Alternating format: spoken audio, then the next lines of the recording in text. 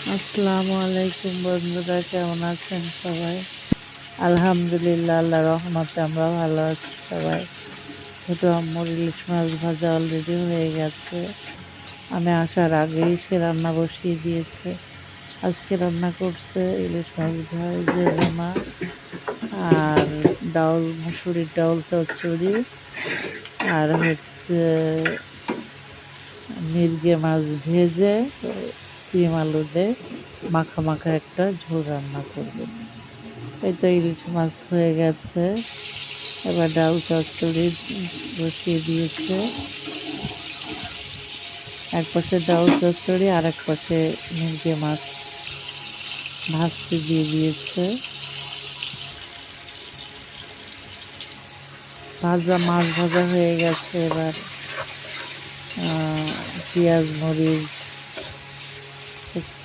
রসুন বাটা, আদা বাটা সব কিছু দিয়ে ভালো করে কষিয়ে নেওয়া হচ্ছে।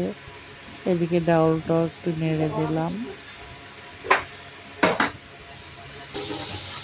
এবার সিম আলু ভালো করে কষিয়ে নিয়ে পানি দিয়ে দিচ্ছে ছোটো আম্মু। কষানো পানি দিয়ে দেওয়া হলো। একটু সেদ্ধ হলে মাছও দিয়ে দেবে।